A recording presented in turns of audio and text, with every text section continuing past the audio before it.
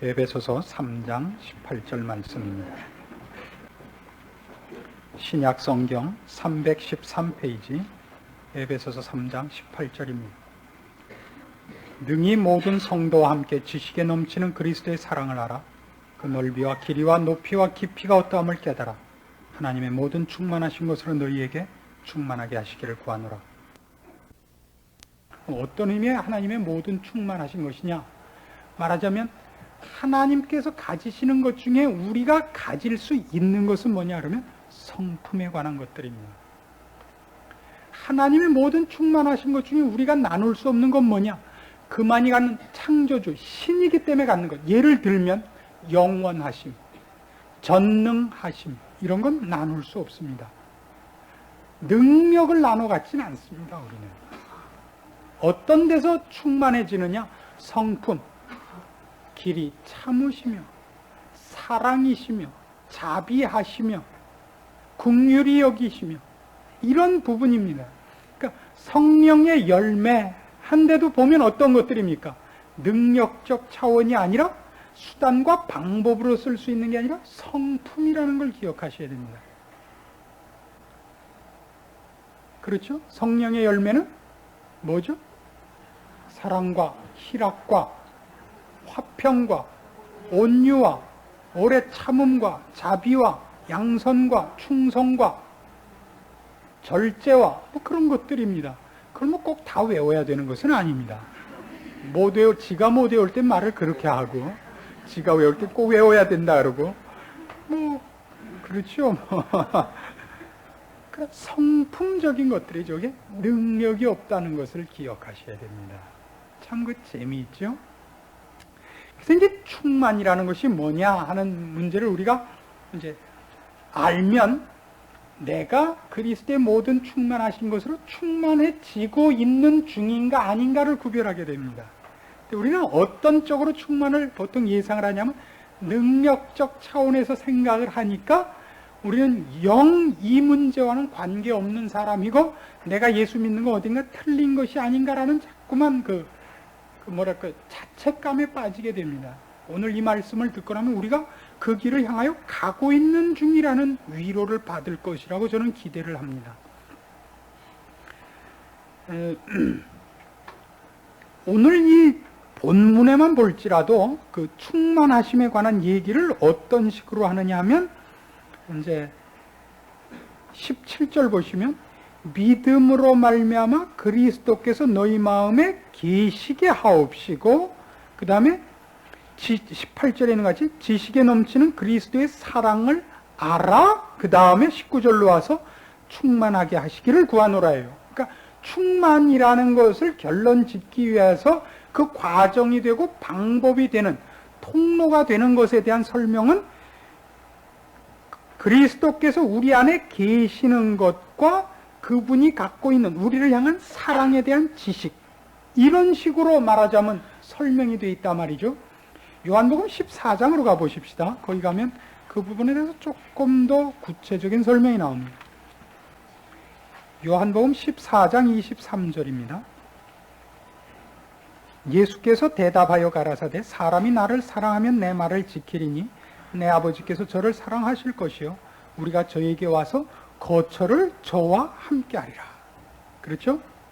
이 분명히 그리스도께서 우리 마음에 있는 것이 큰 일 중에 하나라 그럽니다. 그리고 말하자면 그런 의미에서만 충만이라는 것의 어떤 방법론이 있다는 것을 알게 됩니다. 근데 우리가 예전에 그 에베소서 이 3장 17절을 할 때 그리스도께서 우리 마음에 있는다는 것이 무슨 의미인가 하는 것을 이미 한번 따져봤었습니다. 기억나십니까? 계시록 3장에 있는 말씀같이 볼지어다 내가 문 밖에 서서 두드리노니 누구든지 내 음성을 듣고 문을 열면 내가 그에게로 들어가 그로 더불어 먹고 그는 나로 더불어 먹으리라 마시리라 뭐 하여튼 그렇게 말씀하셨어요. 그때 제가 그 자리에 없어서 확실치가 않아요. 나중에 요한이 저한테 와서 해줬는데 횡설수설을 해서 분명하게 기억을 못하는데 하여튼 먹고 마셨습니다. 그게 말하자면 불신자에게 찾아오신 전도적 차원에서의 두드림이 아니라 그랬습니다. 왜냐고요? 그게 무슨 편지였죠? 귀 있는 자는 성령이 교회들에게 하시는 말씀을 들을지니라. 교회들에게, 신자에게 하는 얘기였거든요. 그리스도께서 우리 안에 있는다는 것은 신자면 누구나 와 있는 그리스도를 의미하는 것이 아니라 이제 의식적으로, 의도적으로 결심해서 그분을 초대한 것. 다시 말해서 그리스도가 나의 주인이 되기를 결심하고 항복한 것이거든요. 그리스도께서 우리에게 주인이 된다는 것은 그리스도께서 이제 우리의 인생과 생활 방법의 목적과 원리와 자세와 방법의 주인이 되는 것을 인정하는 것이다 말입니다. 그게 주께서 우리 안에 계시는 겁니다. 그러니까 우리가 하나님의 모든 충만하신 것으로 충만해지는 방법이 뭐냐, 그리고 충만이 뭐냐 그러면 그리스도를 온전히 모시는 것이 충만이요, 또 충만케 되는 방법이기도 한 겁니다. 어떻게 주를 모시는가의 싸움입니다. 신자들을 보면 보통 이렇게 생각을 한다고요. 내가 아직도 하나님의 충만하신 것에 시작도 못했다라고 스스로 그 자책하는 것이 아직도 내 안에서 더러운 생각이 나온다. 아직도 내 안에서 아주 나쁜 생각이 나오고 나쁜 말이 나오고 나쁜 행동이 나간다. 나는 언제나 착한 사람이 될까? 언제나 하나님의 충만하신 것에 충이라도 한번 해볼까? 아니에요. 그런 것으로 하면 늘 그 실패작입니다. 성경이 얘기하는 것은 내 안에서 나쁜 생각이 안 나온다는 얘기를 하는 것이 아니고 내가 악한 행동을 안 한다는 것이 아닙니다. 그것이 나에게 있습니다. 아직. 그것을 눌러. 내 생각과 그리스도의 생각에 충돌이 있고 그걸 그리스도의 생각으로 결제를 내게 만드는 것을 얘기하지, 나는 없어져서 가만히 있어도 속에서 나오는 것이 오직 그리스도의 생각만 나오는 그런 것이 충만이 아니다 말이에요. 이해하시겠죠? 그러면 우리는 자책밖에 없어요. 우리 속에서 나오는 걸 가만히 보니까 무슨 생각이죠? 순수하게 악질적인 생각이에요. 아주 순수한 죄지. 거기 뭐가 안 묻어 있다고요? 순수한 죄인데 거기에 예수님께서 브레이크를 거는 겁니다. 신자들의 큰 착각 중에 하나, 내가 이렇게 신자로서 그리스도를 사랑하고 있는데 죄가 유혹을 합니까? 죄를 짓고 있는데 하나님이 브레이크를 겁니까? 앞에 것이 여러분입니까? 뒤에 것이 여러분입니까? 이게 늘 속는 문제 중에 하나예요. 우린 이렇게 하려 하는데 죄가 나를 붙든다고 생각하는데 아니에요. 우린 늘 죄를 따라 살아요. 예나 지금이나. 옛날엔 죄를 따라 사는 데 있어 아무도 막는 자가 없었는데 이제 누가 자꾸 뭐라 그래요. 얘야 거길 가면 되겠냐? 그게 우리예요. 그러니까 내가 이 길을 안 가는 자가 되리라고 생각을 하시면서 그게 충만이 아니라, 말하자면 아직도 내 행동과 내 고집이 내 일을 주장하는 것으로 남아있으면 아직은 주께서 나에게 충만하지 않은 것이란 말은 그런 뜻에서 충만이란 말이 쓰여진단 말이에요. 하나님께서 나에게 충만하시면 어떻게 돼요? 내 생각과 내 고집이 나를 저쪽을 향하여 어떻게 움직이지 못하게 하고 생각만 나왔지 한 대 맞고 이쪽으로 꼼짝없이 이쪽으로 붙잡혀 가게 되는 것이란 말입니다. 그러니까 우린 지금 어떤 상황 속에 있죠? 죄를 따라가는 데서부터 의롭고 거룩한 길에 대하여 자꾸 이렇게 누구의 인도함을 받고 누구의 자극을 받고 있고 절로 가야 되는데 하면서 일로 가고 있죠. 뭐 그런다고 일로 왔다는 뜻은 아니고, 이래도 그분이 우리를 충만케 하기 위하여 이미 손을 잡으셨고 발을 디디셨고 한 대씩 주어 받고 있다는 얘기예요. 그러니까 우린 지금 충만해지는 길로 가고 있는 거예요? 아닌 거예요? 가고 있는 거예요. 시간이 좀 오래 걸리게 생겼지만. 그렇게 안 생각하고 충만이란 걸 뭐로 생각한다고요? 이제는 다시는 더러운 생각은 나지도 않는 것. 여러분 여기서 그냥 뭉게구름이 피어오르듯이 의롭고 거룩한, 아니에요. 그거는 돌아가신 다음에 저 나라에 가면 이제 그것밖에 안 나요. 이 세상에 사는 동안 그렇지 않습니다. 그걸 우리가 오해해서 자꾸 그래요. 에베소서 4장으로 가보시면 그래서 이런 설명들이 나옵니다. 에베소서 이제 4장 1절이에요. 그러므로 주 안에서 갇힌 내가 너희를 권하노니 너희가 부르심을 입은 부름에 합당하게 행하여 모든 겸손과 온유하고 오래 참음으로 사랑 가운데 서로 용납하고 평안에 매는 줄로 성령의 하나 되게 하신 것을 힘써 지키라.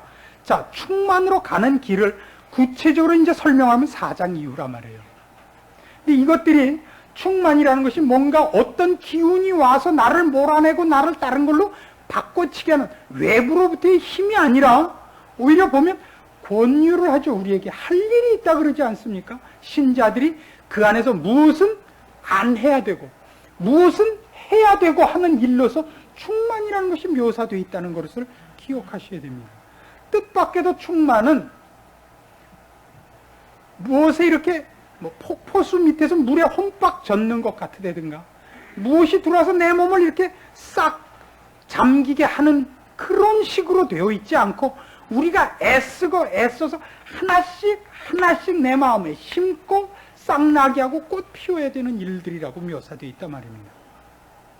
그 참 놀라운 일이라고 저는 생각합니다. 그래서 그 11절에도 보시면 4장 11절에 보시면 그가 혹은 사도로 혹은 선지자로 혹은 복음 전하는 자로 혹은 목사와 교사로 주셨으니 이는 성도를 온전케 하며 봉사일을 하게 하며 그리스도의 몸을 세우려 하심이라. 우리가 다 하나님의 아들을 믿는 것과 아는 일에 하나가 되어 온전한 사람을 이루어 그리스도의 장성한 분량이 충만한 데까지 이르리라 그럽니다. 여기서도 그 직분이 왜 등장을 하느냐면 우리가 하나님의 모든 충만하신 것으로 충만하게 되는 일에 말하자면 누가 옆에서 코치를 해야 되고 위로를 해야 되고 도와줘야 되고 그리고 도움을 받아서 해야 되는 일이 있다 그런단 말이에요. 이것을 우리가 이제 보통 상식적으로 생각하는 것 같이 충만이라는 것이 뭐 하늘로부터 오는 어떤 기운에 씌우는 거라면 여기 있는 것 같이 사도니 선지자니 복음 전하는 자니 목사니 교사니 이게 무슨 필요가 있겠어요. 전부 뭐만 하면 돼요. 기도원에 들어가서 소나무 뿌리만 붙잡고 뺑뺑이를 돌면 그냥 어느 날 하늘이 갈라지면서 환한 빛이 비치더니 얘야 하는 소리와 함께 그냥 이렇게 되는 거 아니겠어요? 아니라고요. 참 이상하죠. 그래서 원래 신자의 신앙생활을 보면 그가 구원을 얻고 하나님을 알고 예수 그리스도를 알고 기쁨에 뛰었던 것보다 그 다음 과정이 훨씬 인내가 필요하고 긴 싸움이고 자질구레한 싸움이고 어려운 싸움이 되는 것입니다. 사람들은 보통 신앙생활이라는 것은 놀라운 일의 연속이고 말하자면 영광과 자랑과 승리의 연속일 거라고 생각하고 거대하고 크고 엄청난 일을 이루는 것일 거라는 기대를 하는 사람들이 많습니다. 그렇지 않습니다. 산다는 것 자체가 말이죠. 삶이라는 것 자체가 신자에게 있어서 신자니까 신앙적인 삶을 의미합니다. 신자의 생활, 신앙생활이라는 것은 훨씬 자질구레한 싸움입니다. 내가 하나님께서 나에게 요구하시는 목표와 자세와 원리를 지키며 그렇게 지킨 것으로 걸어가야 하는 한 걸음 한 걸음의 싸움이거든요. 그 길을 향하여 그 자세를 지키며 그 모양을 가지고 걸어가야 되는 한 걸음을 세상이 유혹해서 걸고 위협하고 유혹하고 하는 것을 뿌리치고 발을 디뎌 나가는 싸움이기 때문에 훨씬 걸리는 자질구레한 것들, 뭐 동창이라는 이름, 혹은 친척이라는 이름, 혹은 뭐 혈육, 혹은 뭐 상식, 혹은 무슨 이익, 혹은 뭐 이런저런 거, 뭐 건강, 명예, 권세, 이런 모든 모습을 우리 발을 걸어서 어찌하든지 목표와 자세를 흐트러뜨리려는 것으로부터 나를 지키는 싸움이라고요. 한 번에 와서 무너뜨리지 않아요. 한 번에 와서 할멈 떡 한 개 주면 나 안 잡아먹지 이렇게 한 개씩 뺏는다고요. 그래서 그 하나씩 놓치면 결국 나중에 껍질만 남거든요. 그 하나를 안 주려는 싸움이기 때문에 어떻게 보면 치사하고 어떻게 보면 너무 자질구레하고 신경질 나는 싸움이다 이겁니다. 큰 싸움이면 쉬워요. 폼나잖아요. 너 예수 믿을래 안 믿을래? 믿겠다 이 왼수야. 죽이려면 죽여라. 이거는 얼마나 멋있어요. 전 세계 인문이 TV 중계를 하는 데 서서 저는 주를 위해서 목숨을 버리겠나이다. 이게 아니고 매일 뭐 또 아침을 했는데 점심을 또 하고 점심 먹고 설거지하면 또 저녁 그걸 인상을 안 쓰고 곱게 했는데도 불구하고 남편이 사사건건이 교회 가는 것 같고 뭐라 그러고 그걸 이러는 싸움이다 말이에요. 거기서 결국 뭐가 충만이냐? 성품적이라니까요. 70번씩 7번의 싸움이요. 오른편 뺨을 때리면 왼편 뺨을 대고 우리 이대원 전도사 얘기대로 뭐 진단서를 띄던 말든 그 싸움이라서 이게 어려우면서도 그 길이야말로 성품을 훈련하는 데서는 최고란 말이에요. 따발총 갖다 대고 예수 믿을 거예요 동무? 믿겠시다 동무. 이거는 성품적이기보다는 어떤 의미에서 성격에 관한 싸움이라고. 그렇죠? 누가 더 신경질적이냐는 반영이지 그건 성품과 관계없어요. 그러나 이거는 이 싸움은 어떻게 나타나도 무슨 영웅스럽지도 않고 폼나지도 않는데 걸려있어요. 으악 해봤자 자기만 바보 되는 싸움이라고. 그걸 참으며 견디며, 그러니까 사랑을 뭐라 그래요? 모든 것을 바라며 모든 것을 견디며 그렇게 되어 있는 겁니다. 그때 우리는 그것이 충만으로 가는 과정이라는 걸 놓치지 않아야 되는 것입니다. 충만으로 가고 있는 도중입니다. 학교 공부를 해보면 그렇지 않습니까? 하루 공부하는 것만큼 무서운 게 없죠. 그걸 쌓아놨다 한 일주일 밤쫙 새면 공부한 것 같긴 한데 실력이 늘지는 않습니다. 3년 동안 안 한 공부를 3개월 동안 쫓아갈 수 있는 방법은 없습니다. 마음만 급하고. 그래서 그 공부 못하는 친구일수록 꼭 밤을 새요. 밤을 새면 한 것 같을 뿐이지 한 건 아닙니다. 그렇지 않습니까? 그래서 신앙도 보통 보면 좀 엉성한 사람이 꼭 철야 기도를 좋아하고 기도원 가기를 좋아해요. 한 것 같으지 이기냐 하는 문제는 좀 생각해 봐야 돼요. 물론 그것도 안 하는 사람보다는 낫죠. 그것도 안 하는 사람보다는. 그 다른 문제. 그것도 안 하는 사람이 나는 저런 거 안 해. 이거는 말이 안 맞는 거예요. 그것보다 센 걸 하셔야죠. 늘 하셔야죠. 늘. 그렇죠? 그걸 안 한 주제. 우리 목사님이 기도원 같은 데 가지 말랬어. 그래서요. 술집 같은 데 간단 말이에요, 그럼? 요한복음 1장으로 가보십시오. 이제 우리는 그 충만에 못 있는 표현들을, 성경적 표현들을 몇 가지 찾아봄으로써 더욱 이 내용을, 개념을 확실히 할 필요가 있습니다. 요한복음 1장 16절 보면 바로 그 충만에 관한 이런 표현이 있습니다. 우리가 다 그의 충만한 데서 받으니 은혜 위에 은혜로라. 예수 그리스도의 충만함. 여기 하나 이렇게 표현이 되어 있어요. 우리가 다 그의 충만한 데서 받는다 그래요. 그럼 결국 무슨 싸움이냐면 예수 그리스도께서 이 땅에 오셔서 하신 사역을 이제 제대로 봐야 돼요. 그리스도께서 오셔서 하신 사역 중에서 가장 두드러지는 것은 우리가 흉내낼 수 없는 것 하나 있습니다. 그건 대속을 할 수 없습니다, 우리는. 그러나 그분이 바로 우리에게 이 충만하신 것으로 우리에게 요구한 게 뭔가 봐요. 우리도 그렇게 되기를 원한 것. 나를 따르려거든 자기를 부인하고 자기 십자가를 지고 나를 따를지니라. 그 말씀 아닙니까? 그건 어떤 방법인가 보세요. 세상을 향한 것 아니고 예수 그리스도께서 십자가를 지신 방법과 원리가 무엇이었나 보세요. 나를 보내신 이의 뜻을 이루는 것. 아버지를 기쁘게 하는 것. 그것이 그의 유일한 사고방식이었고 그것이 우리가 볼 때 그의 충만함이 우리에겐 어떤 것으로 결과가 미치냐면 은혜라는 것으로 결과가 미치더라고요. 이게 바로 그 싸움입니다. 무엇이 충만이냐 그럴 때 우리를 죽이며 그의 기뻐하시는 일을 하여 이웃과 하나님 앞에 사랑을 제대로 펼치고 있는 것. 그것이 바로 충만해진 자입니다. 다른 게 충만입니다. 그게 충만입니다. 그건 우리가 할 수 있는 일들이 아니거든요. 우리는 언제나 자기 이익을 위하여 살며 자기의 배를 위해 살았던 사람들입니다. 그렇게 변할 수 있는 것은 아버지께서 충만하게 그 안에 거하시지 않는 한 불가능한 일이기 때문에 우리는 바로 이 시점에서 이걸 자기의 말하자면 생활의 기준으로 자세의 근거로 삼아 자신을 평가해 봐야 되고 또 목표로 세워야 될 일 중에 하나입니다. 15장으로 가보십시오. 그 유명한 이런 구절이 나오죠. 내가 참 포도나무요 내 아버지는 그 농부라.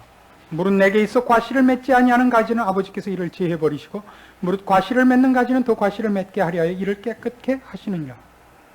너희는 내가 일러준 말로 이미 깨끗하였으니 내 안에 거하라 나도 너희 안에 거하리라. 가지가 포도나무에 붙어있지 않으면 절로 과실을 맺을 수 없음 같이 너희도 내 안에 있지 않으면 그러하리라. 나는 포도나무요 너희는 가지니 저가 내 안에 내가 저 안에 있으면 이 사람은 과실을 많이 맺나니 나를 떠나서는 너희가 아무것도 할 수 없음이라. 저가 내 안에, 내가 저 안에. 이게 바로 충만입니다. 누가 누군지 구별이 안 가는 거예요. 둘이 완전히 합쳐져서. 우리 왜 그 집합이라는 개념이 있지 않습니까? 부분 집합. 홀딱 둘이 이렇게 딱 마주친 걸 뭐라 그러죠? 둘이 딱 합친 거를 뭐라 그래요? 저희 때는 집합이 사실 없었습니다. 저희가 수학 배울 때는. 저희는 이렇게 딱 합친 거를 일식 혹은 월식 이렇게 배웠습니다. 딱 합쳐서 이게 어느 게 예수님이고 어느 게 난지 모를 성품적으로 그렇게 되어버렸다는 뜻입니다. 그랬을 때 우리는 열매를 많이 맺는다 그럽니다. 참 재미있지 않습니까? 이 사상이. 어떻게 그게 충만이라는 사상이 또 하나 우리에게 전달되어 있나 보세요. 에베소서 1장으로 가보십시오. 이렇게 설명이 되어 있죠.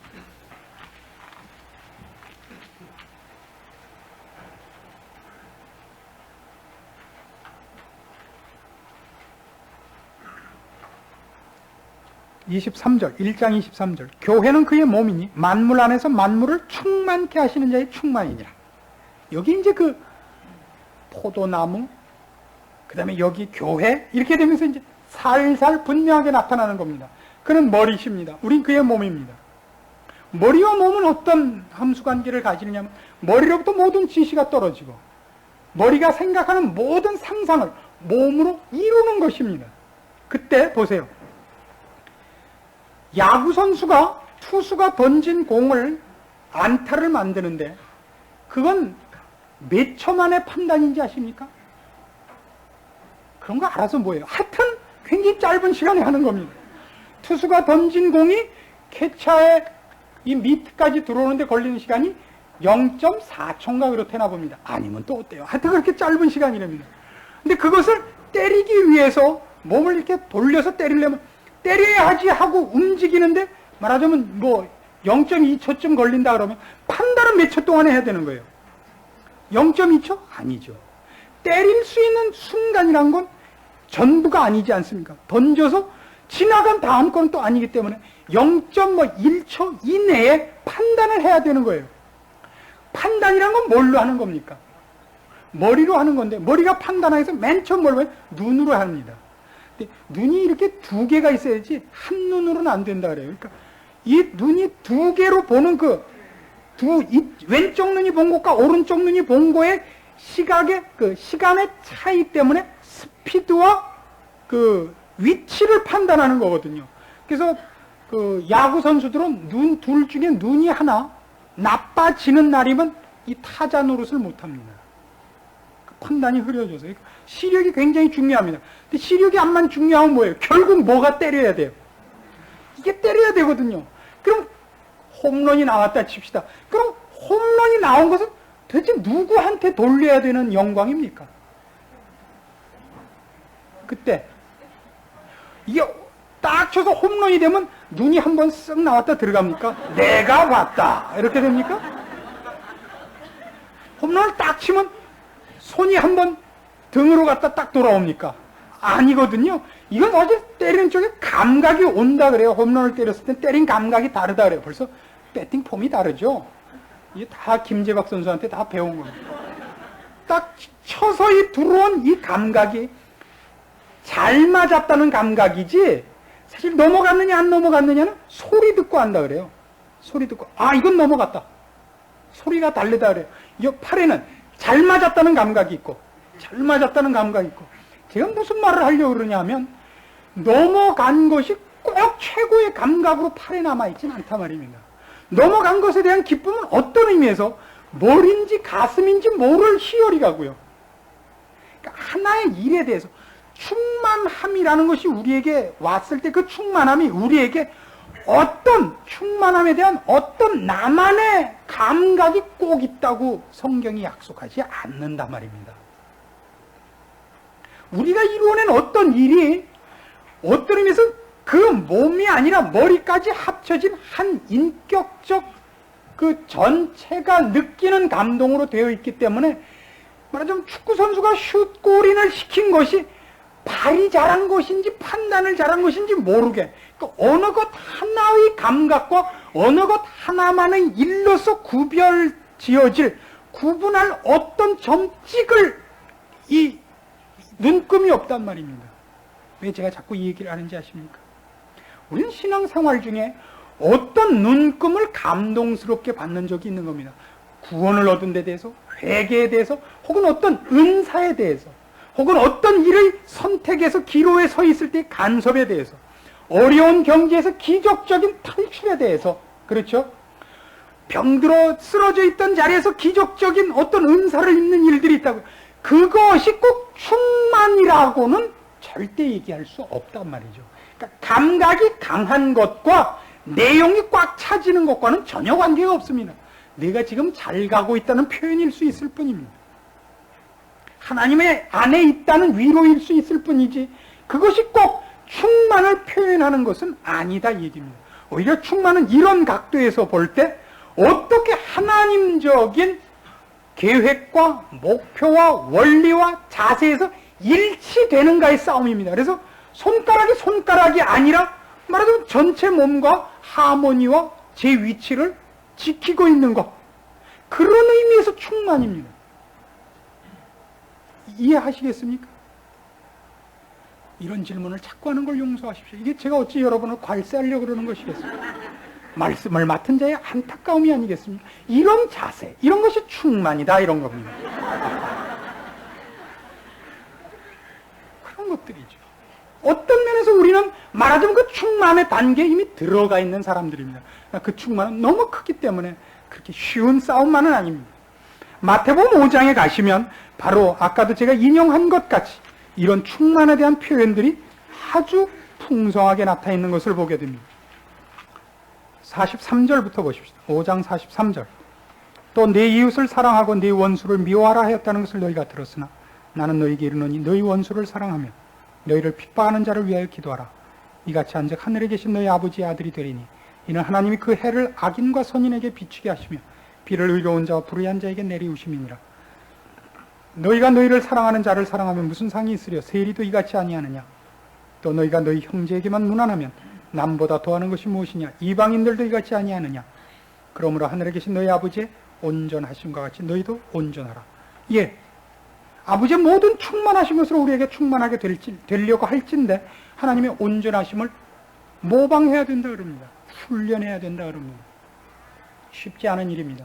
그러나 우리는 1차적으로 원수를 원수로 갚지 않기로, 증오를 증오로 갚지 않기로 일단 자신을 묶어야 됩니다.